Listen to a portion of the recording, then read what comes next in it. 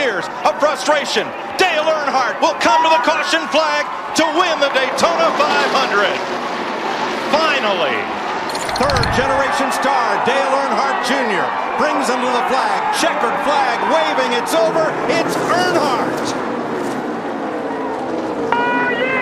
He's going to do it. He's going to win the race and the NASCAR Sprint Cup Championship. California's Kevin Harvick does it.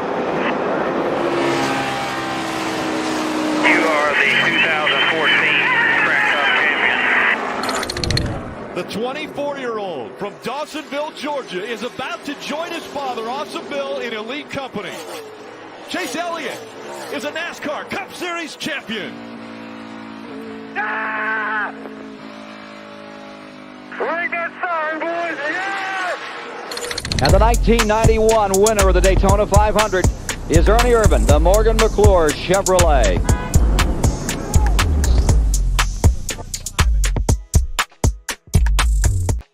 Man, did Bristol shake up the guys who have a chance at getting that championship this year? Ooh, we'll talk about that here coming up. Thanks to my bad. Jesus, Bill, you sure you want to do the intro? I'm good. Welcome to the Clean Air Show, guys. Happy Sunday, September 29th. Today we'll be talking about Kansas, recap of Bristol. Over here. Sorry, my bad. My boy's got some stories to tell us, man. I know he had a good time. Lots of fun trips up there with the boys. And then we'll get into today. And I've got a couple other things. A little fun fact from Phil.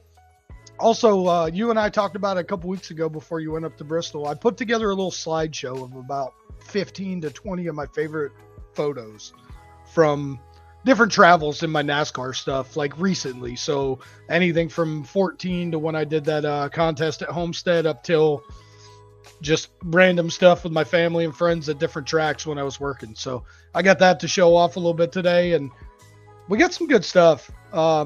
Again, Phil, PL is 29. My buddy over here. Dude, for the first like 3-4 months of us doing like GDS, it was the biggest struggle trying to point to people because it's like mirrored. So like if you think they're this way, they're really this way, you know? The dogs, dude. We're shit. we're the dogs. I'm here. What's going on, boys? AJ, One Lug TV. Absolute blast in Bristol this weekend. Early shout out to all the boys. Vince, Cooper, Bailey, Victor, Dalton, Tristan, my buddy Zach. All the chairgating guys, absolutely everybody that I met. Jacob from Left Turn came out there. I haven't seen him in years. It was an absolute blast. I can't thank you all enough for making that trip what it was. And boy, was it a fun time. I want to do it once a year, not just Bristol. Like I want to go to a different track every year now. Me and my buddies have talked about it, and like I've been to a lot of tracks, but I was working most of the time. I didn't get to take in the aspect as a fan. I want to go back to like, dude, Darlington, the whole atmosphere at Darlington is different. I mean, they do the holler parade this holler parade is like everybody's in this thing. It takes hours to get through it. They still do it big, like old school stuff, which I love, but I've never been to Martinsville. Martinsville's one I want to go to. Oh, that's on the list for sure. Richmond's up there. A lot of like mile-and-a-half stuff. It doesn't do a lot for me. Homestead's perfect though. I absolutely love Homestead, but Homestead's like the exception to that. Traditional that's mile-and-a-half. You know what I mean? It doesn't drive the same. It's different. It drives like Darlington, but a lot bigger. Basically. I just like that they're up against the wall, just banging the door off at every lap. You don't know a sense of speed until you're standing up there on that fence and you see that car ripping the fence and then fly by you on the front stretch. Oh yeah. And it's just a blur. All you can make out is a shadowy figure just went right past you. So there was one year, I can't remember what year it was, but I believe it was Cale Gale and Kyle Busch junked it coming to the line in a truck race. And so when we were at Homestead, we had RV passes, and you could always, like, we'd just stand right at the start finish, and then they'd open the gate and you'd go out for the champion celebration right there. So we'd all line up with like 10, 15 to go along the fence, and dude, they're whizzing by you. And I mean, you see nothing but a blur, but they come down to like the last lap, and they door shot each other coming off the corner, and all you see is sparks and smoke. And they come sliding by all of us and just stop right there. And that was the finish. Like, that was probably one of the most memorable finishes I remember going down there. Yeah, that was well. We stood up at the fence for qualifying for the Cup side last year. Nuts, absolutely nuts how fast those cars go. Yeah. Actually, Vince pointed to me. We got in town. So the way it worked, absolutely, Cooper, go Dogs. There's Cooper. Cooper, What's up, absolute Cooper? blast this past weekend, thank you. We get there Thursday, and we drive past the exit for Bristol because we got to go check into our Airbnb. So I got the race up on the phone, the truck race, and we get like 20 minutes, 30 minutes outside of Bristol, heading south to Roan Mountain. Mm-hmm. And Zach just like bumps me on the shoulder, and he's like, "Want to go to Bristol?" I'm like, "Well, kinda." I said, "This truck race is only like 100 and something odd laps or 200 something laps. Like, by the time we get there, we're seeing the last 30 laps and we're out of there." He goes, "Well, I already got the door code for the Airbnb, so let's turn around." So we turn around, we get into Bristol, get into the track, find the boys, sit down, and like with 15, 20 to go, Vince looks at me and he goes, like 10 laps to go, we're going down to the fence. When I say like down at that fence, watching those last couple laps at Bristol, those cars move you. Yeah. The trucks in this situation, the trucks move you when they fly by. Now, how about It's the echo? nuts. The echo in there is insane, bro. The echo in there is insane. So like for qualifying, I didn't have a scanner headset on and it was still loud. But like for the rest of the racing and practice and all that, I had those scanners on the whole time. Shout out at the legit dickhead at the fence. Right next to Victor, and you can see it in the replay. Victor's in this orange Tennessee getup. You see someone wearing one of those dickhead hats. And he didn't even notice it was next to him. That's how funny that shit was. We didn't notice it till the replay. I wasn't paying attention to nothing. Like, I knew you guys were there, but had no idea where to look. Like, I was looking every time they showed the crowd. Like, truck race, they were just scanning people every time they went. Dude, yeah. Cooper, I went in 2012, and I told AJ, like, me and my wife went for the whole weekend, and we stayed like an hour away in Boone. And I swear to God, you were screaming at each other in the car on the way back. And the next day, I'm like, we got to get a scanner. Like, you couldn't hear a damn thing. Dude, that was the truck race and the Xfinity race at Homestead. We were up on the fence for everything. The next day, I was like, we're getting scanners. I can't hear shit right now. Chrome, I'm sorry I missed you. I really wanted to meet up with you. But we'll line it up for the next one. But no, if you watch the Xfinity race back, there's like open seats everywhere. And every time they come to the front stretch, you can see our group, like from the overhead. Because it is just a massive group of 20 people in the same section. Every seat filled. Like, you can tell that that's our group. It's nice to have a group like that, though. You know, it's... You know, that's the thing. Like, in the NASCAR deal, I was always with different people. Like, when I was working, I always had a different, diverse group, because you had people who were just CEOs of, Winn-Dixie, never watched NASCAR. These are like big money people, the buyers and whatever else. And then you'd have people who, we'd have those guys. Like, I was allowed to drink on the job.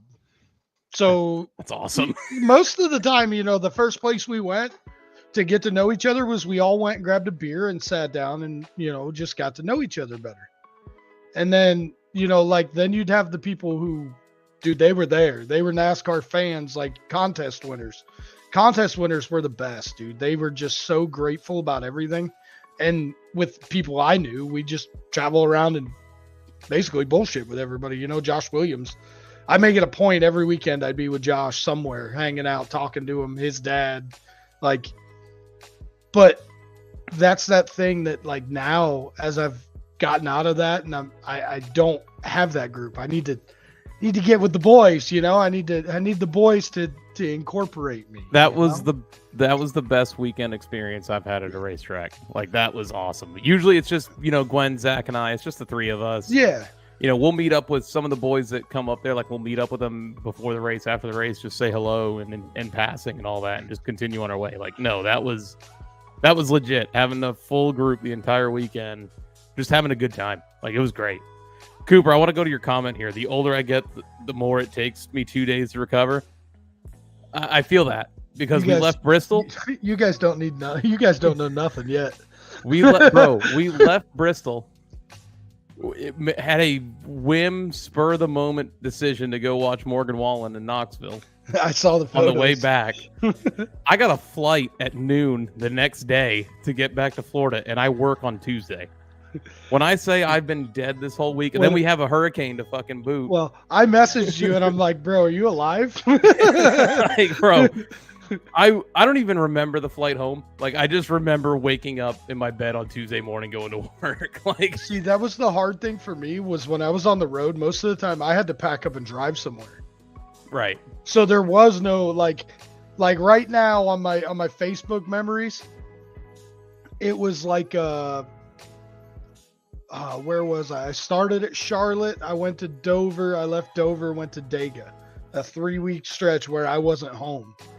And in order to beat the rush, like most nights, like the Roval, I'd be gone before the race was done on my way to Dover. And then I'd get to Dover, I'd do the stuff there, we'd leave, and I'd get out. My bad, I just got a text. Hold on. You're good. I'm going to touch on Cooper's thing here real quick. Didn't tell me you were going. I would have been at Morgan. Bro, when I say that at 6:30, we're driving through Knoxville because we stopped in Pigeon Forge and Gatlinburg on the way back through to go back to Nashville. Not to interrupt you, but prayers to all those places, dude. They are getting hammered with the flooding that we got. Seeing the pictures of like the places I was legit just at, and it's destroyed a week later is insane. So not to interrupt again, but little backstory. So the hurricane AJ was talking about, I did not get much effect from it except for storm surge. And when I tell you storm surge is nothing to bullshit about, if you live near the coast and they tell you the storm surge is up, don't fuck around. Get the fuck out. I was 6 inches from water being in my house. And I mean, I drive a lifted Dodge 1500 and it was halfway up my wheels. Evacuation notices are something to be taken seriously. If they're telling you to get the fuck out, get the fuck out. Here's the thing though. We didn't get one. No, you guys didn't get one. They evacuated all of here. But I mean, like we got nothing in Charlotte County. Like they didn't evacuate us, and I couldn't go anywhere. Like literally, the water was tall enough that with my lifted 1500, it would have been over my hood. I mean, I'm a quarter mile from Charlotte Harbor, so I get the canals, I get all that. But it like, I'm a big believer. I go to church every Sunday. I'll tell you guys, listen. What I had this week was nothing compared to what these people in Gatlinburg, Pigeon Forge, Asheville, North Carolina, all these people are dealing with. I got a lot of friends up in their area. I know you do too. So prayers with them, and guys, be safe. Don't mess around with weather. Weather's something you can't control, and it's a bitch. That's the best way I'll put it. Dude, we had shit hitting our roof, and I'm like, fuck. I really don't think the roof holds. When I tell you the water came from like I was standing in my street talking to my neighbors, and within 45 minutes it was above my wheels on my truck. That's how I knew shit was getting serious. I mean, I stayed up all night long watching, and I mean, literally my truck, my bedroom window is right here. My truck was probably 2 feet from that, and the water was further ahead than the truck. When we would get those lulls where nothing was going on outside, like it was a little bit of wind, no rain or anything like that, I went outside. Top half of a tree or top quarter of a tree came crashing down onto my fence, pulled the fucking chain link right down, bent the bar, broke the top. Now I got to fix about a 15, 20 foot section of fence out the back. But if that's it, we're good. Yeah. Yeah, we had nothing. I mean, literally we still have water in the ditch. I mean, if it rains again, it's going to flood again, but like it's nothing compared to what we had before. So, you know, I'm going to hit some of these first. Yeah, dude. Yeah, dude. It's the washouts between that Nashville, Tennessee border or the Tennessee, North Carolina border is insane. Patrick, the aftermath of the hurricane, thoughts and prayers go out to those affected by it. 100%. Like that's. I mean, it's from here all the way up to Virginia. I mean, they're like I was watching the car store race last night from Martinsville, and they were talking about it on there, and they said like within 30 miles of the racetrack, they had major flooding going on, but there was absolutely no water there. Yeah, Yeah, that was nuts. And we got another one coming. Maybe. Apparently this morning the models aren't agreeing. I'll believe that shit when I see it. Dude. Right. Back to the Morgan story.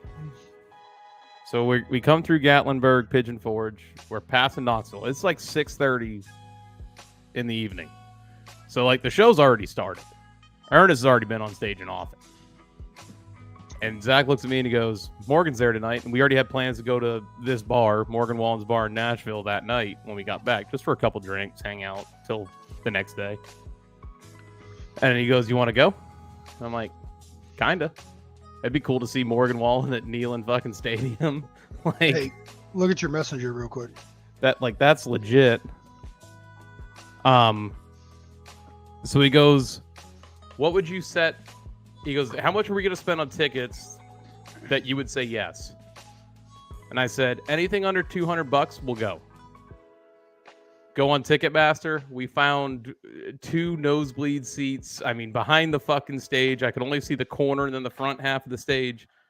$76 a ticket. After fees and everything, we were at $160. Dude, with the prices I've seen his tickets at, shit, dude. I was like, fuck, bro, we're going. We're fucking there. Dude, that's one of my favorite things to do is that shit on a whim. Like, when I was on the road, I'd hit, like, dirt tracks or... So one of my things, like, when I'd go to Pocono, my best friend races at Wall Stadium, New Jersey. I just saw your text to me. 4 in a year. You said if I could pull it off. 2. You said if I could pull it off, I pulled it off. So everybody knows the message is me and AJ we're gonna be going to Homestead this year. Is it just for Xfinity? I have no idea yet. I know she's in Cup, so we'll have to see. So that person I was messaging is that was Noah Gregson's PR girl. Dude, listen, Phil. We have to have one rule. There's only one rule for me to go. Gwen has to be able to go too. I'm going to see if we can get 4. Because she was pissed that I went to Bristol and we had a whole group. She was pissed. I got this taken care of, bro. Don't worry. All right. Continuing on the Morgan story. God, it's hard to contain the excitement after seeing that. Dude, that's a once-in-a-lifetime thing. Like, I'll give you that. Like, just on a whim, that's, like, I love... Dude, it's super spur of the moment. Yeah, I love doing shit like that. Like, me and my wife have been on vacation somewhere in Daytona and gone to Universal just out of nowhere. Like, that is just Talkman. Look at Talkman. That's Tony. Tony, Game of 2 Sports. Live from the shit. Hello, gents. So, bro, I've never been to Knoxville, never been to the University of Tennessee. We pull in this motherfucker. We are 10 minutes away from the stadium when I bought the tickets. So we are driving around for the next 20 minutes trying to find somewhere to park. Was it outdoor or inside? It was outdoor. It was outdoor. So we're trying to find tickets to park or places to park and all that. We found some parking garage that's like a half mile from the stadium, charging $80 for parking. And Zach looks at me and he goes, "Fuck it, we're going." He pulls into this parking lot, pays them. We're fucking up there. We walk into the stadium, literally halfway through Hardy's set. So we saw the last half of Hardy, the full Morgan Wallen set. Darius Rucker was there. Miranda Lambert came out and did a song. It was awesome. So Cooper, what I say, like, I didn't even plan on going until we were fucking in it. I didn't plan on going. I didn't even know who to text at that point. So, and yeah, those fire sales the day of the events are the best times, 100%. Because I'm looking at tickets to see him again on this Friday. And the cheapest ticket's like $150. And I'm like, fuck that. I just saw him for $160 total for 2. Hey, in response to that message, send me yours and Gwen's. What, you just need full names? Whatever it says in the thing, name and email, I think. ID and email. Hang on 1 second.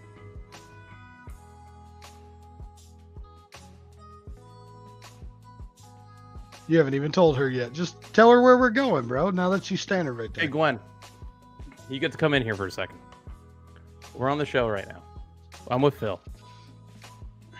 Phil messaged Noah Gregson's PR girl. We're going to Homestead.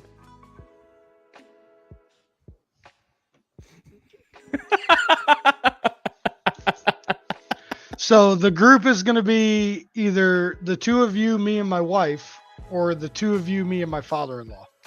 Dude. So my father-in-law has never been to a NASCAR race. He's a huge like sports car IMSA fan, but I want to take him. So I messaged my wife and I said, hey, do you want to go? If she doesn't want to go, I'm going to take her stepdad. So we're going to have a good time, dude. I'll get you. You'll see a lot of shit you've never seen as a regular fan. I know people in every division. So I sent you the names. And just use the same email for both. All right. I may have to have a separate email. I'll let you know. She's got one, but everything just goes to me. That's fine. We'll figure it out.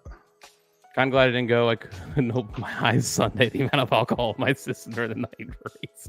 ABC, God. Bristol will do that to you, dude. Those moonshine drinks from up in the bar will get you. Let me tell you. Oh, dude. Went to Bootleggers on Broadway. First stop we made.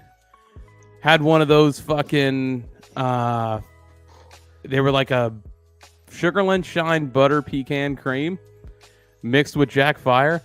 I could have fucking downed those things all day long. Noah's PR girl single. Negative. She's actually engaged to a crew chief on the 26 Sam Hunt car. So she was with Josh at one point, wasn't she? Josh Williams? Negative. I thought she was. So her name is Kristen Bauer. She's been with Allgaier. KB. Okay. Noah, KB that everybody talks about. She's so I've got a little slideshow to show off of my favorite stuff, like we talked about. Some of the stuff is like her driver's stuff. Like I've been with her all the time. Like that's my girl. Like I message her and she knows. Like so I said, hey, I need 4, and she's like, done. Send it. That's fucking wild. So here's what I'm thinking. Do you have a little recorder? I mean, I got my phone. My phone does everything. We can do that on both. Let's try to get some sound bites. For sure. I mean, I know we can get some. But once we get closer, we'll figure out what kind of passes we got, whether they're Cup, Xfinity, whatever, and we'll go from there. But we're in, dude. This did happen. Cooper was texting me. I've been there. I responded with something. I'm like, what? Like his text made all the sense in the world, and I couldn't fucking remember it. I'm grabbing a beer on that note. I did get a little. More so in Nashville than I did in Bristol, and I drank more in Bristol than I did in Nashville. So make that one make sense. I think the Bristol one, though, I was able to space it out far enough to where I was tipsy, but I was alert. Nashville was a different story. That was like 10 bars in the matter of 30 minutes, fucking just power drinking. Broadway will do that to you. I've been there. So you know them electric scooters everybody rides around? Yeah, I was in no shape to be on an electric scooter. Neither was I, but my drunk ass was riding one. Ask my wife, dude. I was getting ready to buy that bitch. I was taking off down the road. So we stayed. There's a brewery like right up the corner from there, and we stayed in this. It was a big fancy hotel, but it was real basic. I mean, we were on the bottom floor by the pool. And we walked to Broadway, and like I'm a PBR guy. Like I could drink. You tell me there's dollar PBRs, bro. I'm in. Like that's all you got to tell me, you know. So my big thing was if you're singing somebody I know, I'll agree with that one. So my big thing when we went to Nashville, I'm a big David Allan Coe fan. Okay. So if somebody starts singing some David Allan Coe, dude, I'm tipping them and I'm drinking. Like I'm sitting there until their set is done. Right. So we went, I want to say it was Kid Rock's. We went in first, and this dude's like, as soon as I walk in and sit at the bar, dude starts singing David Allan Coe, and I'm there. I'm in, you know. And I'm like, I'll have a couple beers here, sitting here bullshitting, doing our Sunday show, but I'm not a big drinker, in all honesty. So, like, for me to go out and drink, dude, it doesn't take much. And I don't know when to shut off. Bro, we shut down Aldine's. Once Aldine's was closed, we had to find somewhere else to go. So we went to Dirk's Bentley's. We closed down Dirk's Bentley's. We get back to Zach's apartment at like 3:30, 3:45 in the morning. But then we order White Castle, so we're up for till like 4 in the morning.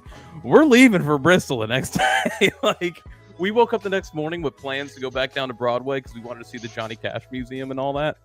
We weren't making it back to Broadway. I don't even know how to respond over there, dude. One time I went to Nashville at Kid Rock's bar and met an easily 300-pound woman. I was sucking lips with her. Listen, since we're unedited and we're going there, dude, big girls need loving too. All right? Hey, man, you know what they say. More pushing for the cushion. And there you go. You got to be good at something. Hey, let's get back on track here, dude. We had to know the show was going to go like dude, this. We've talked about NASCAR for about 10 minutes of our 25 minutes. Let's get back into this. Bro, I'm so excited. I'm fucking excited. Dude, like, I brag a lot that I know a lot of people, but I know a lot of people. So first thing I'm going to roll into my little slideshow. We'll go through. Present. Oh, shit. Hold on. I lost my window. Where the hell did it go? There it is. We're good. Bro, we're only a half hour into this thing. We got a lot of time left. I don't want to return. Bro, she might still be there. If she ain't 280, she ain't a lady. Dude, there's a race car here in Florida that has that on the back of it. I swear to God, dude, I laugh every time I see it. You ready for me to pull this up? Ready when you are, brother. Go ahead. All right. So here's a couple little backstories I haven't really revealed, but here's my family. So this is me, my oldest son, Ryan, my youngest son, Brennan, which, let me tell you, this kid, dude, he's all about NASCAR. We're going to get him on one Sunday. I'm in for it, bro. Dude, it's all here, bro. That kid he's in it. Like, if it involves motors, he's in. And then this is my wife, Michelle. We're with Justin Allgaier. So, I was going to say, where does Justin Allgaier fit into the family? So we worked. Dude, Allgaier's my boy. I absolutely love him. He's probably the most down-to-earth, one of the most down-to-earth drivers you'll meet. Like, you know, it's just, he's a regular dude. So then, in my travels, I said it earlier, I got to go to Wall Stadium. So this is actually, I believe this right here is my best friend from high school, Mikey. Or he might be back here. He's got 2 cars, so I don't know which one he's in. But I got to go there and watch him race at the track he grew up in. He's actually from Long Island, but he grew up down here. We've known each other 25 years, so that was a bucket list track. One of my tracks we talked about earlier. I really wanted to go visit. Wrong way. Damn it. So here's Ross Chastain in Victory Lane. So I took this photo. So Ross is wearing a Weiss Markets fire suit. So Weiss was one of my companies I worked for. We did all their motorsports marketing. So at Pocono, I was there in Victory Lane. We'll get to that later. There's a video that we actually talked about a couple weeks ago on the show, but I saved it so we can see it in here. So this is me, Jordan, which was one of my bosses, one of my business partners, real good dude. Wally Smith, one of my racing buddies from here, just standing bullshitting with Dale Jr. before the Xfinity race. And if you look, back here, Austin Cindric's actually standing here talking to us too. So it was pretty cool. Like I got to know Junior on a first name basis. Like he was just Dale, you know, we were the sponsors. So I hung out. This was every weekend if we were on the car. You know, that's what being a sponsor was, is you're face to face with these guys all the time. Same group of people. This is Wally's girlfriend, Lisa, Jordan, Wally, me. And this is our buddy Jordan. So Jordan, he did a lot of the Armor PR stuff there before I came along. Justin Allgaier, Zane Smith, Noah Gregson, Lisa, Wally, me just creeping in the background, you know, just hanging out. I took this photo, so cup practice going on. You got Kurt and Kyle out here at the same time. Same thing, Junior looking over the car. I took this one. So this is my boy right here. This is Hornaday. Those that don't know. Good old Ron Hornaday, man. Oh, T. Cott's here, bro. Bro, he getting pissed in here. Yeah, I see him. But Hornaday's my boy, so Hornaday was actually my crew chief a couple times down here on my car in Florida, and I could call him for whatever I wanted. Ross's pit during Bristol one weekend during a truck race. He was running for Nice. I think he was running for, I'm assuming JD because he's got his 4 thing. But I hung out with his brother. Me and his brother actually raced together. So that was Chad, right? Yeah, Chad. Chad actually races. Chad still races down here. He runs. Now their nephew's racing. JT is running pro trucks, but Chad is Ross's spotter at a lot of the races, and Chad runs the farm now. So Dad and them can be with Ross while they're racing. Chad is in charge of all the day-to-day. Tristan says, I heard Phil photoshopped himself in these pictures. Listen, I'll find one that everybody says is photoshopped. I'll go through and I'll find it here in a minute. So, fangirl, AJ, Ernie Irvin, couldn't get any closer than this, but here's his son, Jared, who Ernie's sister's engaged to our buddy, Jeff. So, I was there and saw them, and dude, like, yeah, fuck you. Fuck you, Jeff. But this is as close as I can get to Ernie with talking to him, the fangirl effect, you know. So here's my setup at Bristol. So fan zone, like I told AJ, did you go to the fan zone? It did. Like no other. Yeah, that was way different than what like Daytona even Daytona, Homestead, they've died off on the fan zone, but they still have it here. Like it's still big, huge, you know, all the companies show up. Ernie's got a restraining order against Phil for him trying to steal his pool suit. So this is me and my wife Michelle and Robin, which is my business partner's wife. We were on the pit box at Daytona. So here's a cool one for you. So this right here, the guy on the left is Felipe Lopez. I don't know if everybody keeps track of crew chiefs, but Felipe was crew chief this weekend. This is for Josh Berry. This was Josh Berry's first ever NASCAR start in the Xfinity Series at Homestead. He was driving the Ragu number 8 or 80, 88, 85. I don't remember. One of them junior motorsports cars back in the day. So I'm sitting on the pit box here, and little backstory, I got kicked off the pit box this night by Dale Jr. himself. By Dale Jr. No shit. So Dale Jr. came along. They tapped me on my back of my shoulder, said, hey, come here. I get down. My wife's sitting. Yeah, 88 Ragu. Thanks, Cooper. So I'm sitting up there. They kicked me off. My wife's still sitting up there, bro. She's Cooper's sitting on the pit box. Fan. Looks over. Dale Jr. sitting next to her. She looks down at me like, oh, what the hell do I do, man? Like, you know. So it was cool. That was when I won the contest in 2014. So that was the driver that weekend. I met Harvick, drank beer with Hornaday in the driver's lot. You know, we had a good time. He told Phil he can't eat all the hospitality food. I just want to say you're bigger than me, dog. Oh, Tristan, a lot bigger in person than I thought. Taller, not fatter. So here's Bristol 2012. This is me and my wife on the Jumbotron doing trivia. So it's one of those like matchup against the driver that they do, and you got to beat their scores. So we beat them. I think it was Newman or somebody. I don't remember. So here's a cool pick. So this is my oldest kid, Ryan, 15 now.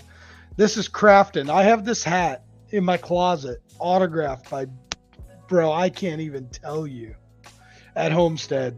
Bobby Allison's on there, Junior's on there, like so many signatures. Like this was before my NASCAR career. This is just fan Friday night championship weekend at Homestead. When you buy the champion pass, this is what you get. If you go to Phoenix and they offer it, buy it, because This is amazing. I did Harvick. I did Keselowski. I mean, Suarez for the trucks.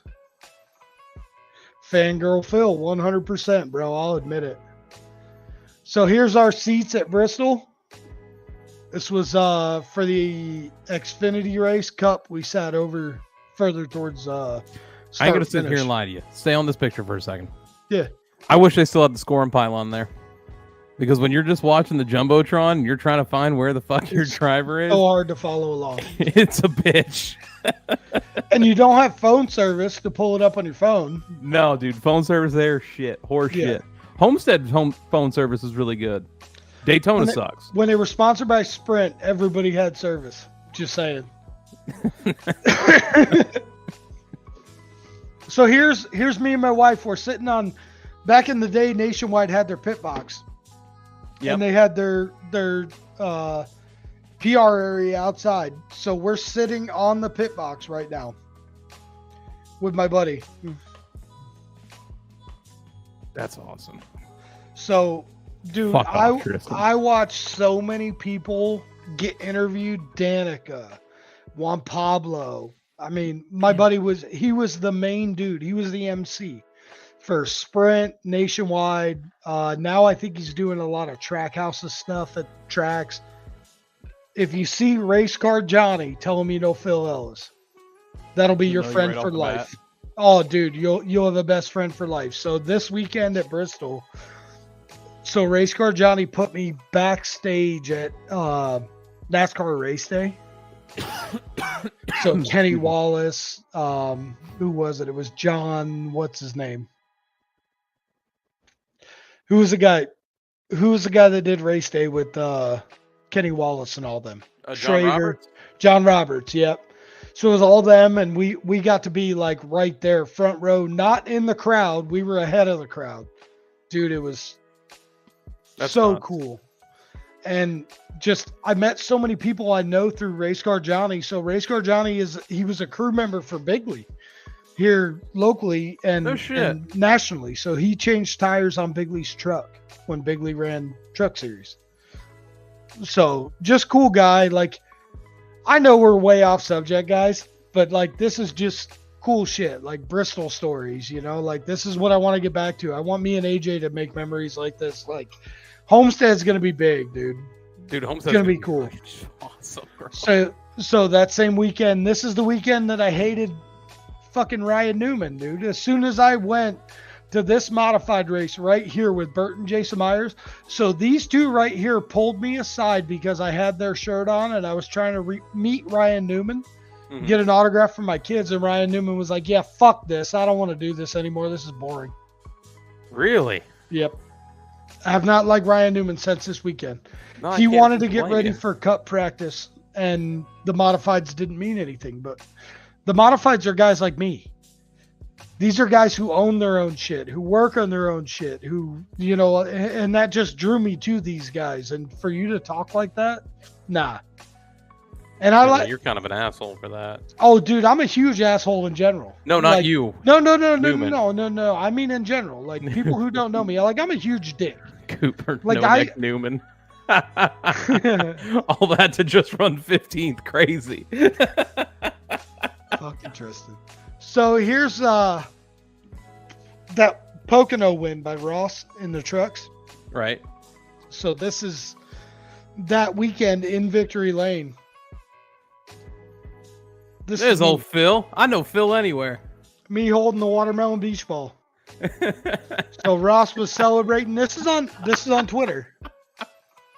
You know, and it's like, you're such a goofy bastard, Phil. But you know the best part, AJ? I don't give a fuck. You know, that's the best thing. Like, I don't care. You know, so many people are on that kick. Like, you know, they care what everybody thinks. There's Phil flipping. Wait, was that NTRL? That picture you just had there? I'll go back to it. Yeah, go back to that one. Because if that was NTRL, I think that's the one where I went under you. Yeah, you literally drove under my flipping truck. You're behind me here. I think, so this is our teammate Dylan. And then there's a bunch of people back here. Most of us were teammates, see that, I think. See that blue spoiler kicking up from the back? That's right me. That corner. There I am. So, backstory, AJ, Tristan, and I met through iRacing. Like, I don't know these guys. Like, AJ and I literally, like, we met in person, like he said last show. He drove by my parents' house, which I don't know what you're doing this afternoon after this, but if you want to swing by, we're having dinner. Maybe. I'll let you know. I still got to clean up my fucking yard, bro. Bring you and Gwen. I've met her at the racetrack, but I'd like to meet her other than that. My parents do live right down the street. I know they do. It's a long drive. It's a really long drive. All right. I'm sharing my screen. Let's move in to, let's see what we have first here. All right. So we'll go into fun facts with Phil based off of this. So Kansas earlier this year, they claim is the closest victory in NASCAR history. That's wrong, just so everybody knows. That's the closest finish in Cup race history, but not NASCAR history. So what is the closest finish in NASCAR history, Phil? So let me go back, and this right here.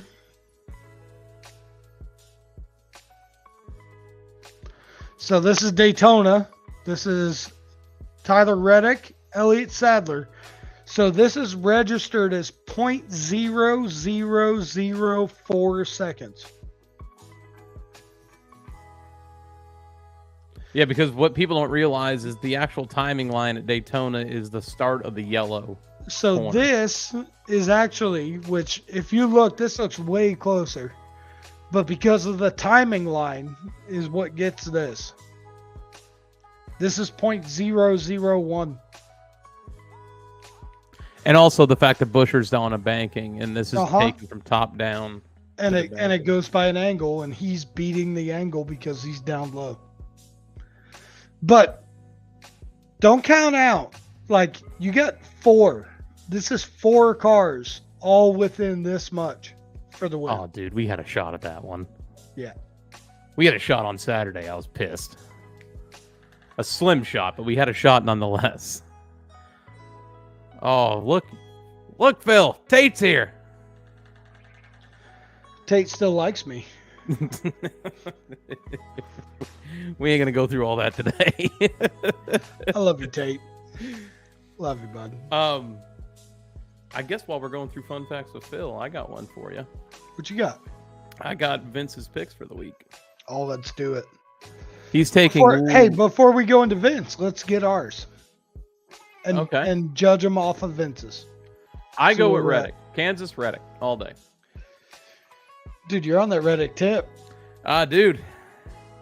Sitting here with a 2311 hat on, like I said I was going to get when I was there. Because listen, I've changed my number on iRacing for 45. I'm a Reddick believer, seriously. Like, not only we go back to where I was before, that's my dog. That's my driver. You know, I've known him forever. Zen. I don't have no Zens, but I got little rogues. but like, he's so consistent. He is consistent. So I'm taking Reddick. Like, where are you going? I don't want to pick same as you, so I'm gonna pick somebody different. I'm gonna go Byron. Okay. So you're going Reddick. I'm going Reddick. You're going Byron. So Vince, is that final 12? Okay, I'm gonna go Byron. That's final. So we got Larson at plus 450, Denny at plus 750, and Reddick plus 1,000.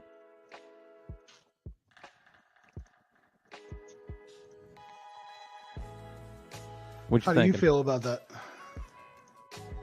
Oh Jesus! Hey, fix your window here, dude. Good Lord!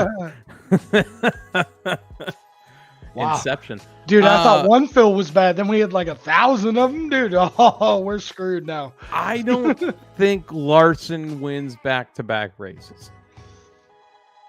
Honestly, I see Larson being consistent in the 1.5 miles. Tonight, I don't see it. However, you know, there was some news this week or yesterday, Chase had to change an engine, but he was the most consistent overall lap time in practice. Like, he was the quickest overall. But they had to change a motor, so he's got to start from 38th. That'll be interesting. If that car's good enough, he can drive through the field. Here's your starting lineup. Is that what happened? Motor? Yeah. Motor. I was wondering. Like, I haven't seen anything this week, so I know nothing. I mean, you got... I agree with Patrick here. He'll be good, but I don't see him victory lane. The hardest thing to do in NASCAR is winning the Cup Series. The second hardest thing to do is win back-to-back weeks.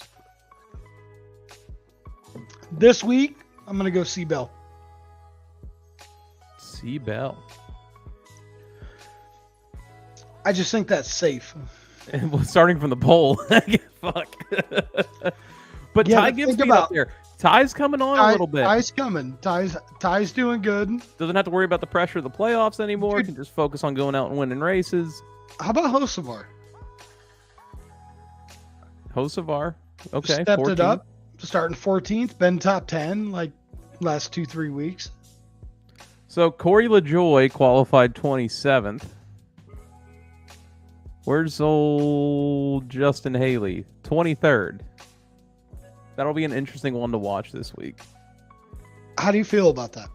I think Haley was making a Rick Ware car very fast, I agree. but we'll see if Spire was the car or the driver. Yes,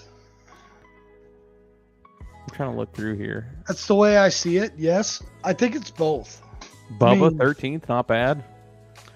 I think Rick Ware, like honestly, I don't think they have bad equipment for that car, Right. but I don't think Corey's got it. Corey's, Oh, Jimmy's in the field this week. is he really? Oh, 35th. Is it me, or is it tough to watch Johnson just the tail end of his career just run middle of the pack, hardly finish the races he starts? I just don't think he knows what this car's got. I think all if he was honesty. back in a Hendrick ride, he'd be consistent. Do you though? I do. What do you got here? Points? Basically top 16 after Bristol. Unofficial. All right, so are we doing our early cuts here? Yeah. I think the current bottom four is what your bottom four is going to end up being. Briscoe, Bowman, Suarez, Cindric. Yep, I think that's a safe pick. I think somebody's going to switch it up and have bad luck. Well, I can only hope it's Logano. Hope Jimmy does good today. I'm everybody. We thinking- all hope Jimmy does well. I mean, I'd love to see I Jimmy don't- win one more time in his career. I don't see it. But that legacy organization is a fucking dumpster fire. I think switching to Toyota is what. Are they not the bottom tier Toyota team now? Are they the Wood brothers of Toyota? Yes. Yeah. I mean, that organization's gone through what, 3 manufacturers in 10 years? Yeah. Because they were Ford, then they went Chevy, then now they're Toyota. But that's the team that you can see being the new Weren't they manufacturer. Toyota original though? What's that? Weren't they Toyota? No, this is their No? first time being Toyota. They were Dodge. They were Dodge for the longest time. Okay, that's what I'm thinking then. Dodge, they were Pontiac too, I believe. 90s. 93, 94. We had some excitement in the Xfinity race yesterday. That was a good race. Did you watch it? Custer and Smith going at it. Did you watch it? I did not watch it. I did see Austin Hill and who am I thinking of? Austin Hill and somebody else went at it. Austin Hill and I don't stand for Austin Hill slander. I'm not gonna say any today. I got nothing. You ran a quiet race. Nobody knew he was there. Dude, how awesome was it seeing Junior run last weekend too? It's always great seeing him back out there. Without radio issues, do you think he's up front? Yes, I think that car was quick enough. I think he finished what? Just outside Seventh? top 10? Or in 7th, top 10? 6th. Yeah. He was up there at the end. And he missed first 2 yellows. He had to pit 3 yellows. Yeah, dude, the radio communication between him and the team was hilarious. Went through that first stage without anybody. Don't know what that says about TJ. So that weekend I was on the box with Felipe Lopez. Mhm. So he got down mid-race to go take a piss. And Josh Berry's talking to him on the radio. And he's like, hello, hello, hello. And Felipe comes back and he's like, I got my hands full right now. I'll be back in a minute. Dude, I died. And Felipe, dude, back in the day, Felipe was like top dog. Like he was the man. Dude, he's a good crew chief. Yeah. It was fun seeing Junior run at Bristol, even with the radio issues and not having his glasses on at one point. That was another funny communication because he comes on the radio. Who was crew chiefing for him last weekend? It was Overstreet, wasn't it? I think so. So Overstreet comes on and goes, "Hey, Dale, you wanted me to give you your glasses on this next pit stop?" And he goes, "I thought the glasses were in the floorboard." Yeah. And then they go through the whole thing where he's like, "You might want to clean those because I'm sure they got a lot of shit on them." And then they asked if they wanted them folded out or just, folded up. I mean, that was funny. Radio's in the water bottle holder. Water bottle's nowhere to be found. It was just funny, man. Hearing him on the radio, he's just out there to have a good time. And him over there dicking around, he finishes 6th. I want to see him run one full Xfinity season in an 8 car, the old number style, and just see. It'll never happen. It is such a fever dream. Imagine he wins the championship, though. He could. That's the thing. Easily. But I don't think he wants to go back to the super speedways or anything like that again. I think this weekend, though, weekend's the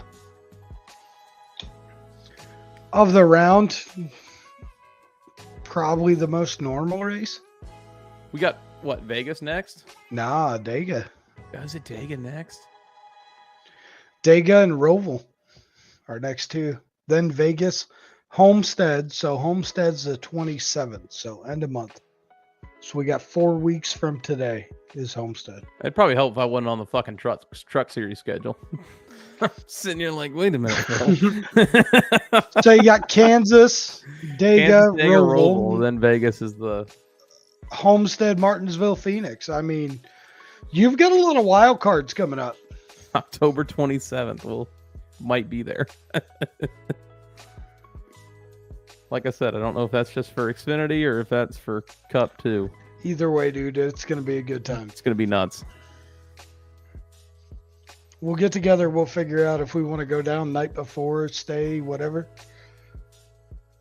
I mean, if we go down, if we have Xfinity and we leave right after work, if you can get out of work early, we leave and head down, go down and truck race.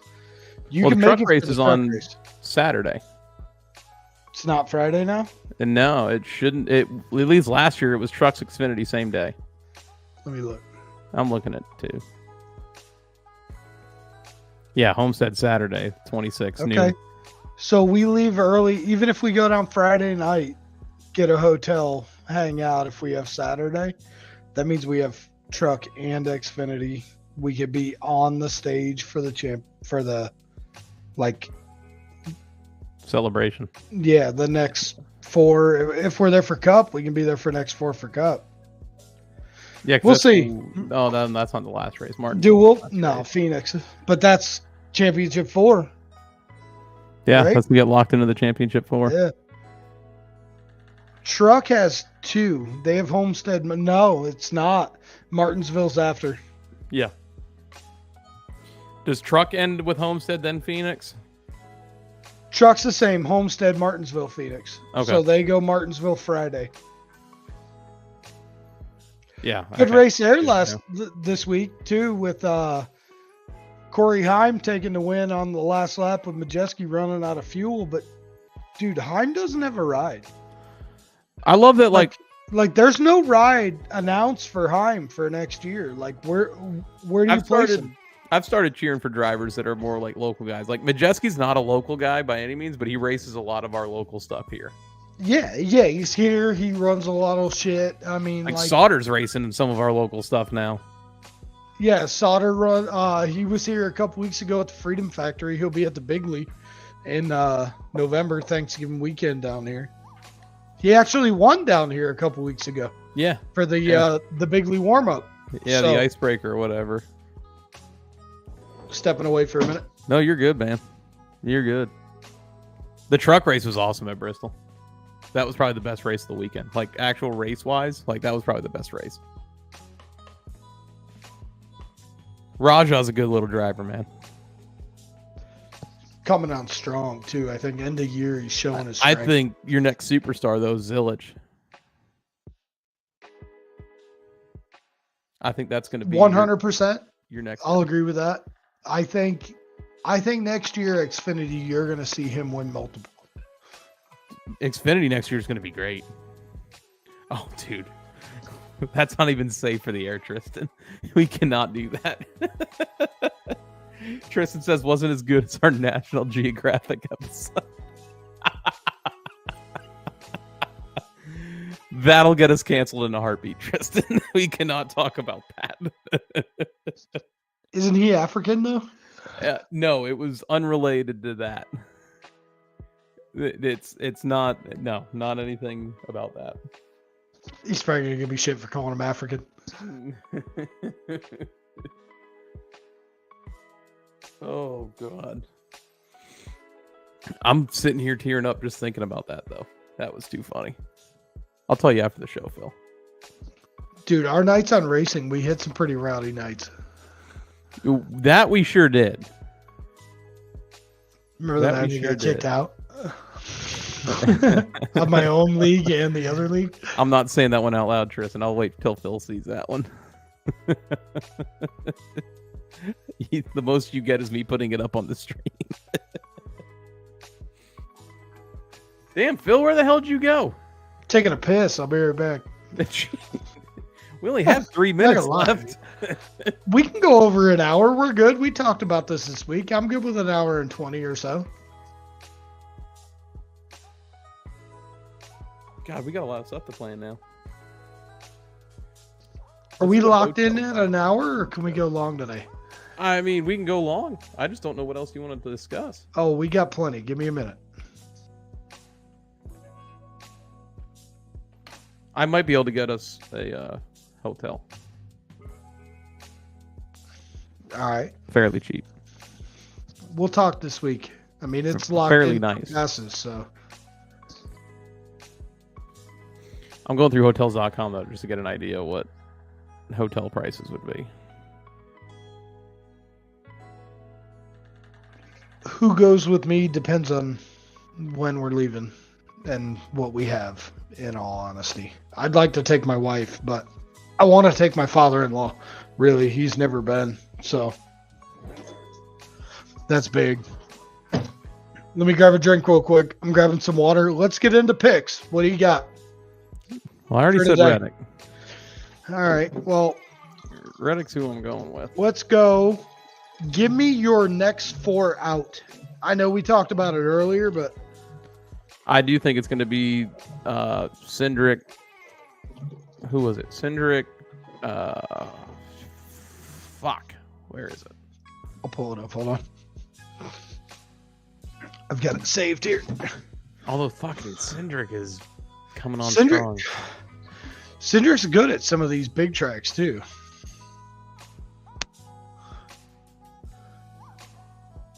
Here you go. You got it up? Yep. Yeah, Cindric, Suarez, Bowman, Briscoe. Those are my next 4. The ones that are there now. Yep. Yeah, I don't see too much deviation there. Unless I'm gonna throw one in here for you. Suarez wins the Roval. I don't see that. Fuck, I just He don't hasn't see it. run good there, but I think they're gonna turn something around. I think that team's coming on strong, dude. I think Trackhouse is stepping their shit up. How about speaking of that, how about Ty Dillon, full time to colleague, and they bought the 10 car for next year off of Stuart Haas since they're leaving. That's an interesting move. How do you feel about that? I hope he does good, in all honesty. Like, I'm a big Ty fan. Austin, not so much, but I like Ty. I think That's Ty. a wild prediction, Tristan. Hold on.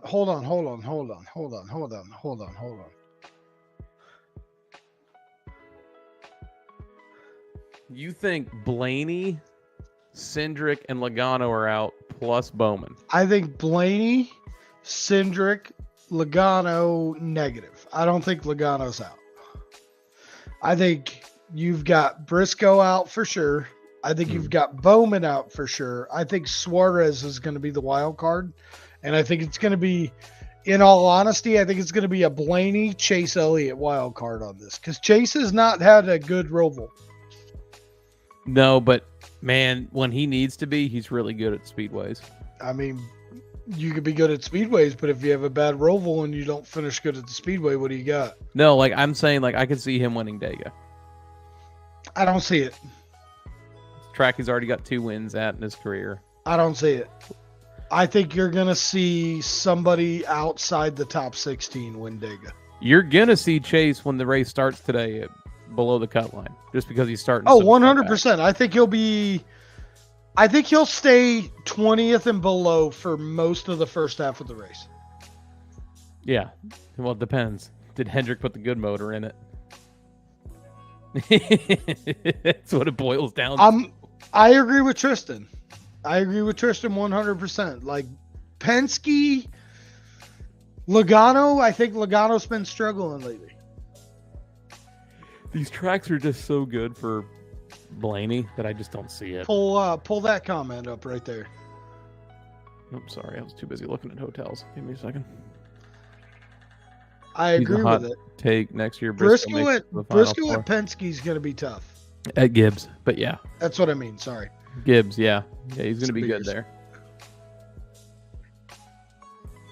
Yeah, that's going to be a tough combo. Who's crew chief? Have they said? I think it's going to be Drew Small still, isn't it? I don't know. Is he bringing somebody with him or? I don't think so. So next year, I think you're going to see Brad step up the RFK. I think they're going to be up there a little more. Yeah. With Ford dropping out, with Stuart Haas, who else do they have to support besides Penske? Oh, we got some sort of breaking news here. Starting this weekend, this is from Bob Procris, speaking of Briscoe. Chase Briscoe has the Josh Berry over-the-wall crew, while Briscoe's crew went to Josh Berry. Briscoe said he had no say in the matter, and it's a tough situation. They're fucking him, bud. I thought Berry's crew's been really good. Berry's crew's been phenomenal. I mean, he's been up front the last, 2-3 races. Carl Edwards is in town to drive the pace car today. Ty has one win this year, right? This will be, think about this. Or does Ty not have a win this year? Ty doesn't have a win this year. I think you see Ty get multiple. Patrick, who is a Truex fan, yes, James Small will still be the 19 crew chief. Thank you, Patrick. I don't think that's a good. The Truex fans have the same issue I have with being a Chase fan, but I think our crew chiefs are the problem. Yes and no. I think Truex has just had enough. Oh, dude, I think Truex is done. Stevens is with Bell, isn't he? Yeah. Stevens is with Bell, but I would like to see him with somebody else. I think Stevens gets a lot more credit than the drivers he's had. And that's kind of my point, is I think he's had the good drivers. I want to see him with somebody and teach them and show them the ropes of how to be better versus a driver coming in and being ready to go right off the rip. I think he's a good teacher, and I think he'd be good with a younger driver like a Ty Gibbs to try to mold him a little bit better. True. Or say a Sheldon Creed. I know you don't like him, but dude, you get him a little bit better teaching of somebody up higher. Dude, bring Martin Truex in. Fuck off, Tristan. Bring Martin Truex in as a driver coach for some of these younger guys, dude, and they're going to be phenomenal. I think we need to keep him, a guy like Edwards, some of these guys who are leaving the sport, as a driver coach or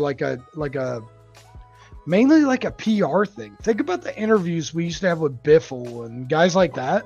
We don't have that. You know what I mean? I want to see more spice. I want to see more fired up. I want to see fucking fights, dude. I want to fight somebody. Come on.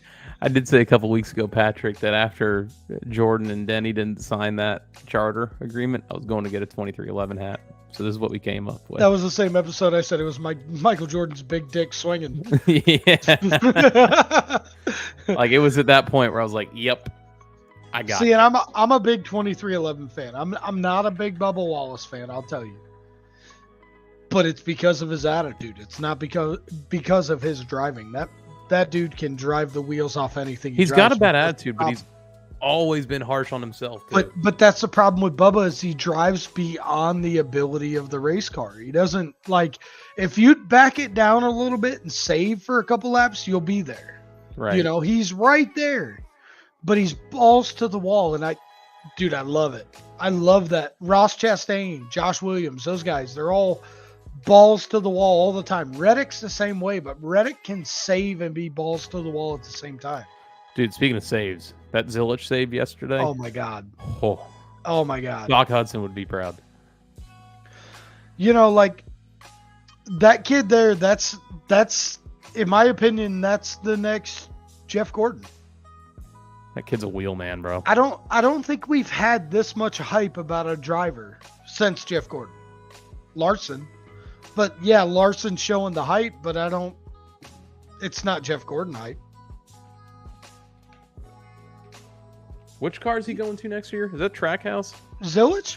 Yeah. 88 yeah, Junior Motorsports.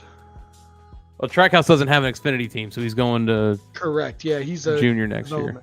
See, Patrick, I'm with you on that. See, like I've always been a big Bubba fan. When he drove for Kyle in the 54 truck, huge fan. Like that was when his attitude was good. It seems after that his attitude went downhill. Well, he got very cocky. Brother man, those penny days weren't good on him.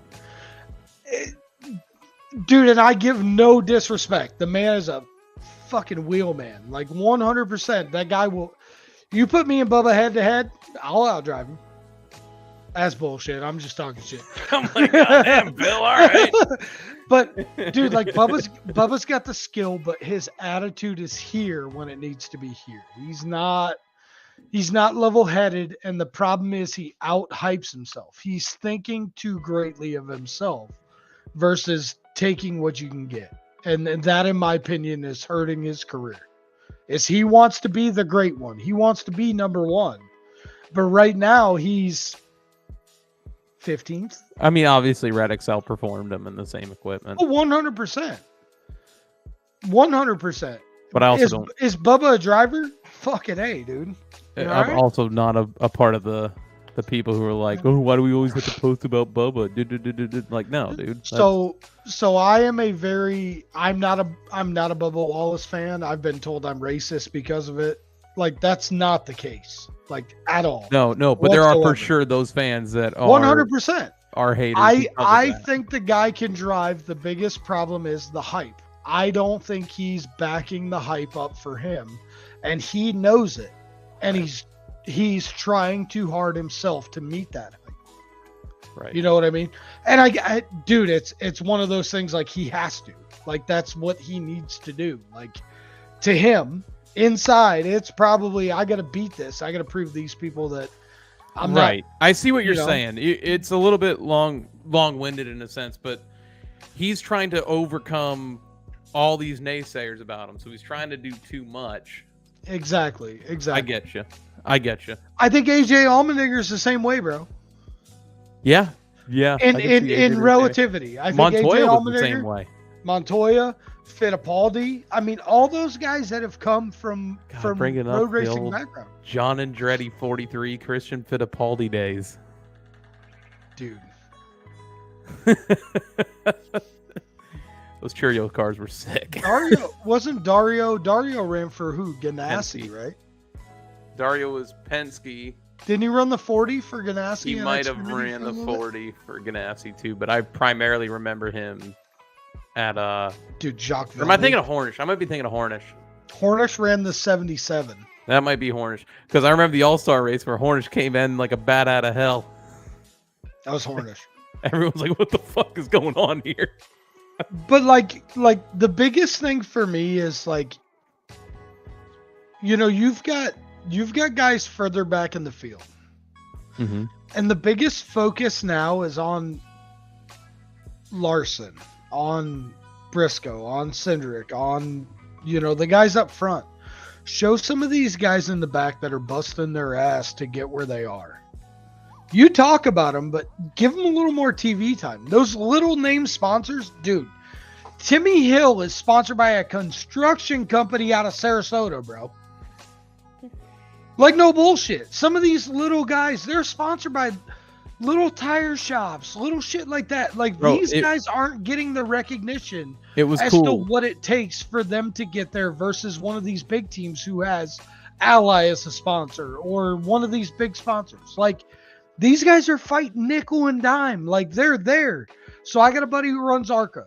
So this week, Kansas. Okay, he's in top 10 in points at ARCA. They don't. I'm gonna message him this week. Maybe we'll get him on next week and we'll talk. Okay. He is a very little known. I mean, they've had a couple top 10s this year. Tristan. Patrick knows who I'm talking about. I'm a Timmy Hill fan of Hill and of Hill Motorsports. So Timmy Hill is actually sponsored by James Carter, which is a local lawyer who's sponsored late models. He raced late models locally. He's like Chastains are sponsored by him. Like all the big guys around here. It was cool last season seeing the Sunseeker on Noah's car. Yeah. Have you been there? Races. I've not been there. Dude, we need to go for dinner one night. I've heard good things about it, but how did it fare after the storm? I don't know. Good call. Maybe we'll plan dinner with the wives between now and then. We'll get them associated because from the sounds of it, if we're going for multiple days, I don't know if my father-in-law will go. Tristan. Hey, how about Cole Custer's CW WWE? That was cool. Tristan, Xfinity is allowed to have the best paint schemes because they can do more with their schemes than they're allowed in Cup, which is unfortunate. Yeah, but you know what? Cup has way more availability, though. Dude, there's so much car there that they can use versus everything else with the numbers where they are. I miss contingency sponsors, man. Yeah. I miss such a little detail. How about the when every driver had their own Twitter handle on their car? That was when Twitter was first coming up. Yeah, I remember that. That was when Elon first took over. I remember that. Everyone had their Twitter handles on the car. Or the hashtags. It was the hashtags for the playoffs. Yeah, and they had a picture, like a photo for every driver that went with it. But like, guys, like I'm like you. Like I said, I'm a huge race fan. I wanna see Kansas today. I want to see it blow it out of the water. I think it will. Kansas always puts on a good race in this car. You want my opinion? I think anything over a mile and a half or more should be a restrictor plate. No. I can't Why get not? behind that, man. Why not, though? Because then what do you have same... besides fuel mileage runs? What do you have at mile and a half? I mean, here's the thing, though. If you put restrictor plates on all these, you end up with the same thing you had at like Bristol and all these short tracks. What if you don't? Dirty Air King.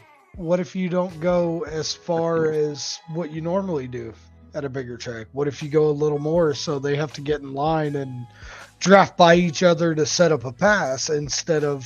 You know what you would have? This last Atlanta race.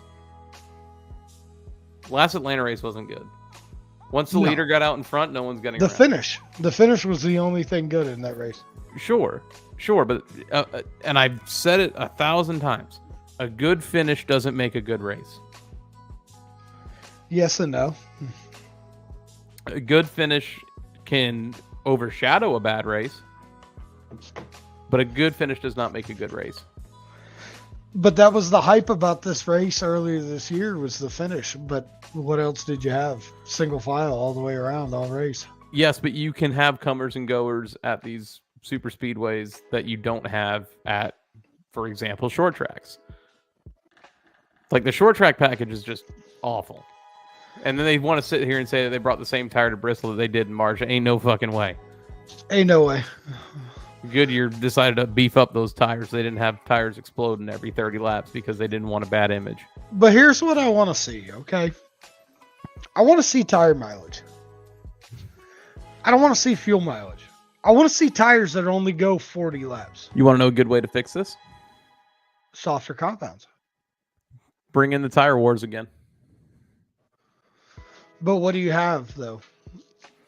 I mean, What do you have? it'd have to be Hoosier, right? Like Hoosier would have to be the...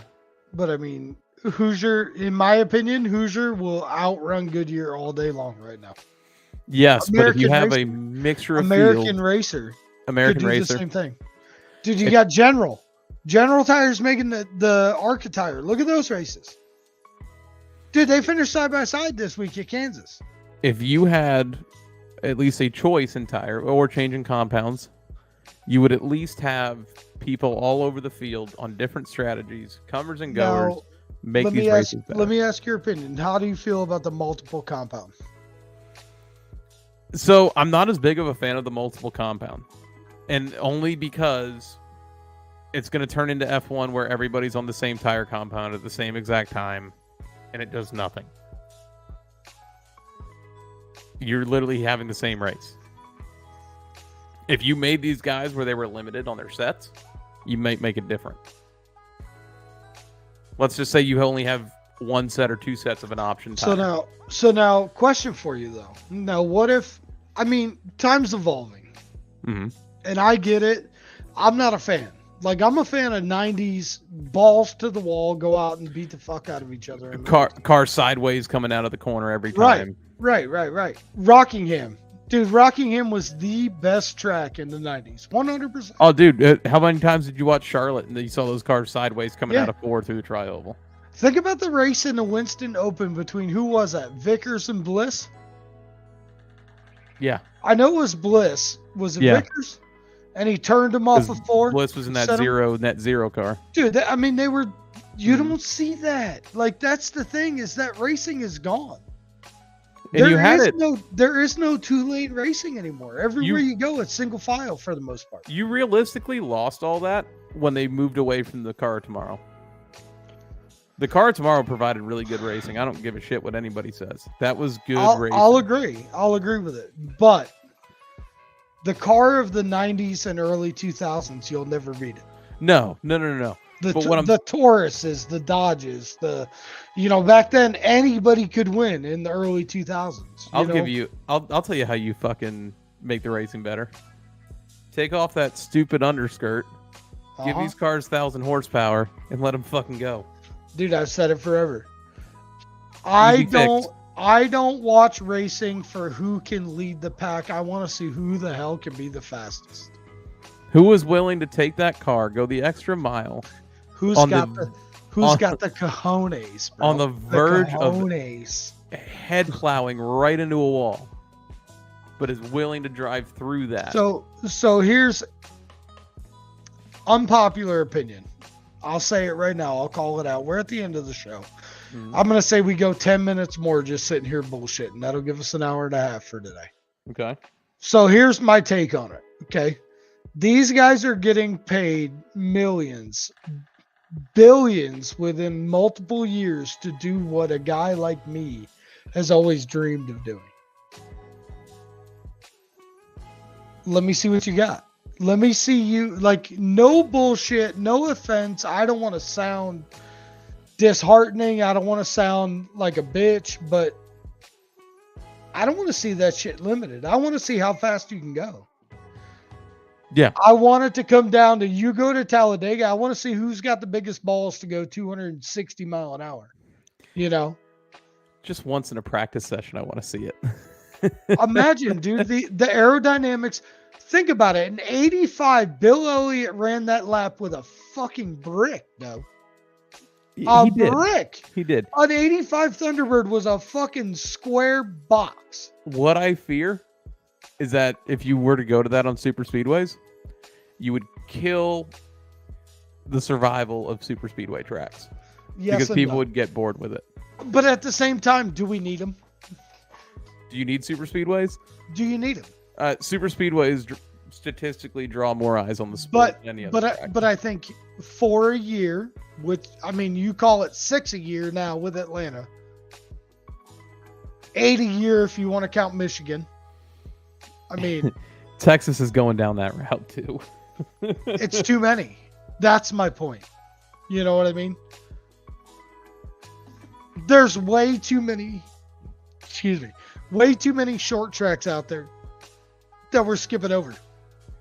Bowman Gray being the All-Star race in 2025. I don't think it's going to be good. I do.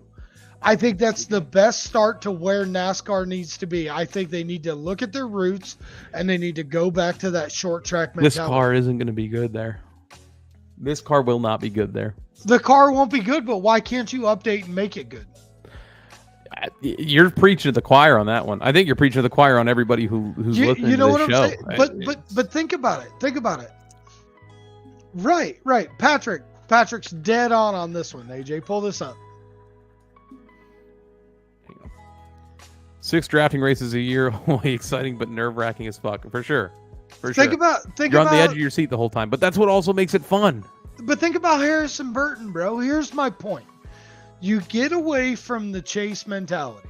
I love the chase. I think the chase is fucking awesome. I think it makes it so much more exciting. You'll never top the 2012 chase. Negative. Never top that. That was or what was it? Harvick and Newman going down. Whatever they went to, that was the first 12 positions are set by points. The next 4 are set by wins. That was perfect. This winning you're in horse shit is fucking terrible. I wanna see, dude. Unpopular opinion. I want to see the chase go away. Go back to those old Winston Cup point format. But make it closer. Make it okay. You got 38 cars. Okay, so it's 45 points to win, and then you're on from there. So that's where your bonus points come from. I don't want to see stage points. I don't want to see none of that other shit. I want to see straight up racing, balls to the wall, beating the shit out of each other, door to door, like Newman did back in the day for the transfer spot at Phoenix, right? Wasn't that Newman at Phoenix? Oh, dude, I agree with Tristan here. How many of us genuinely want to watch more road courses overall out throttle down at some random super speedway? We talked about this a couple weeks ago. Dude, there's so many road courses out there. You got Sebring here. Dude, Sebring's an hour from me. You bring in the NASCAR community in there. Dude, in Southwest Florida, you have so many Ross Chastain fans that place will be packed. You need to go back to a 3 road course maximum and get rid of the fucking Roval. I think you get rid of the Roval, but you don't do the 3 course max. I want to see these guys travel. I want to see in my opinion, I've got a good story to go with this, or a good idea to go with this. The road courses is what makes the drivers now. You can drive on an oval all you want, but throw that road course in. Some of these guys have no idea what they're doing, and it makes them gain. It makes them work harder to get that there. Dude, I want to see, again, unpopular opinion, I want to see NASCAR travel with IndyCar. Yeah, I wouldn't mind that a couple times a year. No. I'm talking stick with it. When IndyCar season is running, if they have 8 to 10, how many races does IndyCar race in a year? 12 or something like that. Call it 12 races. You're staying with those. You're going to those street courses. You're going to the ovals, but you bring in a balls to the wall package, bro. If you bring in the driver, not the car, into the factor, I think it's huge. If you go to any sort of Roval, and I'm actually, before I touch on Patrick's comment, let me hit Tristan here. If you wanted to do a beer and taking a piss, keep talking. If you wanted to do any sort of Roval, you go back to doing it at Daytona. The flip side of that is you get rid of the second oval race at Daytona. That's a track where I'm okay with it, though. That's a track where the Roval concept made sense. IMSA already runs it. I like that they threw that in, that little chicane out there over out of 4. Like, I thought that was nice. Create a lot of passing zones. Those are really good races there that they ran there. One for the Clash, one for Points Bang. It was really good both times. Going back to Patrick's comment, the old school traditional family wants to go to Winston Cup era points, but 0 chance of that, unfortunately. And the reason why is the higher ups at NASCAR knew that with the champion crowned with 2 races to go in the season was bad for business. They had to go to a spot where the champion physically can't be crowned until the last race. Is it though? I don't think it's bad. I personally don't. But it also gives you as a casual fan. Picture it this way. You're in the NFL, you capture early. You're in the MLB, you capture early. No, but that's the same thing to me. Like, that's the way I see it. You're capturing that spot early, which means that you dominated that much throughout the year that you locked yourself in. That's how it should be. If you run consistent enough through the year, you should be locked in. So in my opinion, I'm a Ross Chastain fan. Okay. Ross ran way more consistent than most people in the second half of the year. But he's not in because at the end of the day, he didn't get enough bonus points. Right. That's what it comes down to. But like, hey, watch this. I forgot my bottle opener. The old college trick. Yep. Got it. But like, Chicago, Tristan, on yours, Chicago, I don't see. I think Chicago has provided good racing. I think Chicago has provided almost better racing than Sonoma, the Roval. 2 road courses. I wouldn't mind seeing Chicagoland back on the schedule. That's just me. See, I don't like it. I think the road course works out perfectly because it gives you that diversity of the schedule. Kentucky needs to come back. Oh, 100% Kentucky needs to come back. And don't even touch that surface. Leave it the fucking way it is. Nashville Fairgrounds. We need Nashville Fairgrounds the way it is. Fairgrounds would put on a better show than Bowman Gray. See, Fairgrounds would put on a better race than the Super Speedway, in my opinion.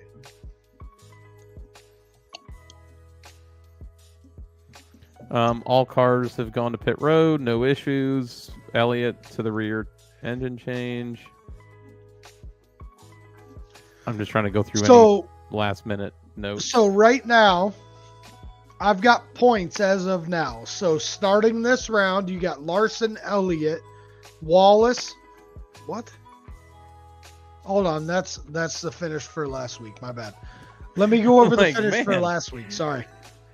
So last week we talked about Bristol. My bad. I forgot I had this saved too, and I picked the wrong slide.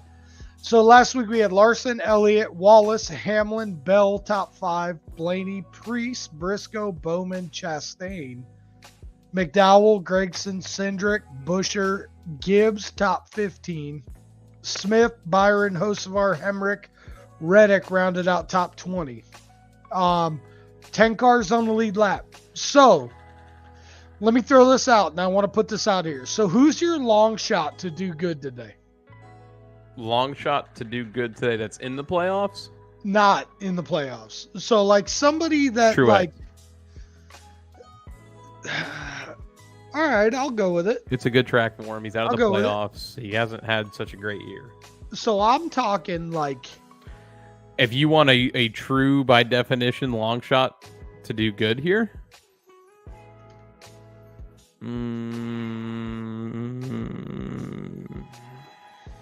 hang on.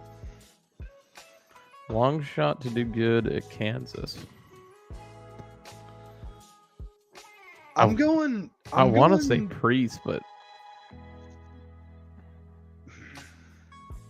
starting 37th. Where's Noah start today?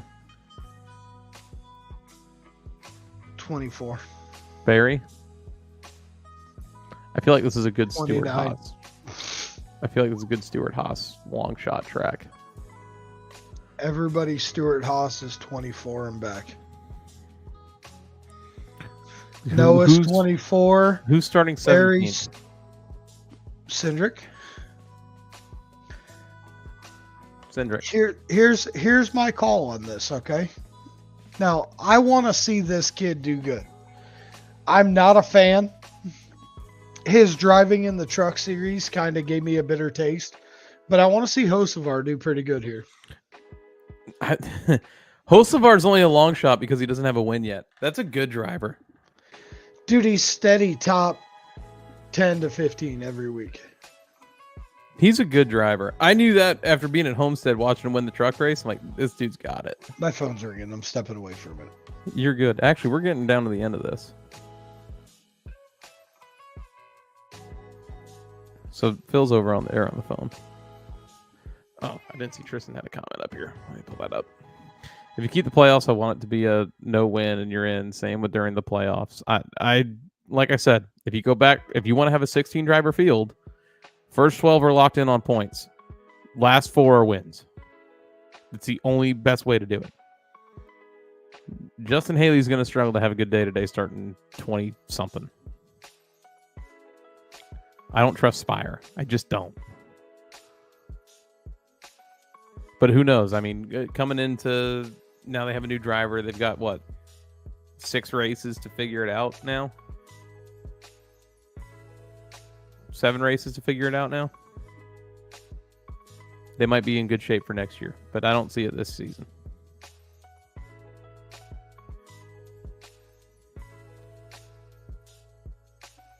Anything else? Anyone else got anything to add today? Sitting here struggling. I forgot to set a fantasy football lineups today. So that's probably not going to turn out well for me in any of my leagues. Let me do a league update check. Yeah, not good there. Although Stephon Diggs has some points now. I'm at a 50-50 split with Cooper right now for that league. And I'm back. Tristan, what's up? So,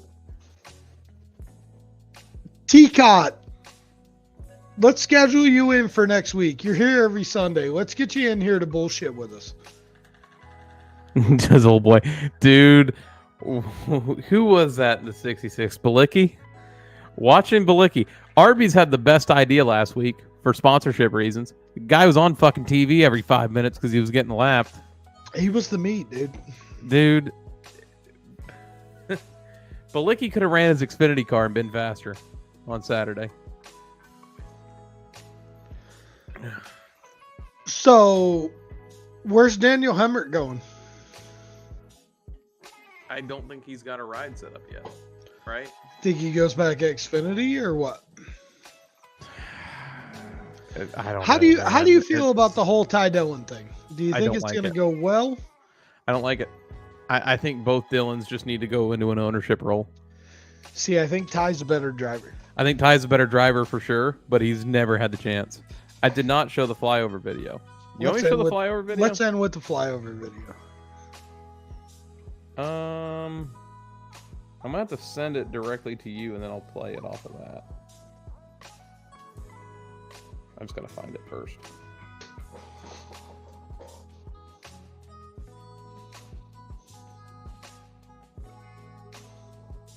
Gotta wait for iPhone to prepare to send shit. Anyway, you can follow us, Clean Air Show, Facebook, Twitter, and YouTube, just by searching Clean Air Show. I'm AJ at One Lug TV. Phil, PLS29. Phil is PLS29. And this guys, we'll see you next week. Where are we at next week? Next week is Dega. I'm waiting for this video to send over to you so I can play it, and then we'll leave. We'll get on out of here. Hey, listen. You got a Halloween costume over there? I don't. We got to come up with a Halloween episode, bro. Let me unmute this. Present the screen.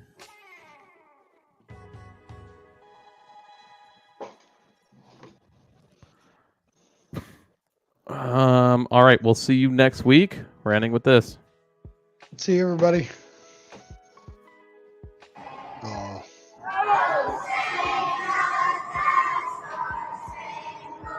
Oh my. Oh, my bad. Idiot. My bad.